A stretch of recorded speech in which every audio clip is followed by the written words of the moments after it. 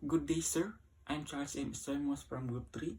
Right now, I'm going to present this collage of social stratification in the Philippines, where refers to the division of people into different social classes. At the top is the upper class, represented by the elites, political dynasties, and top business families. They are shown with a symbol of wealth, such as formal attire, highlighting their power, influence, and access to opportunities. In the middle is the middle class, composed of professionals, OFWs, and small business owners. This class considered as the backbone of economy because they provide essential services and contribute to national growth through remittance and entrepreneurship. At the bottom is the lower class, made up of farmers, laborers, and marginalized group. They represent their hard work in manual labor and agriculture.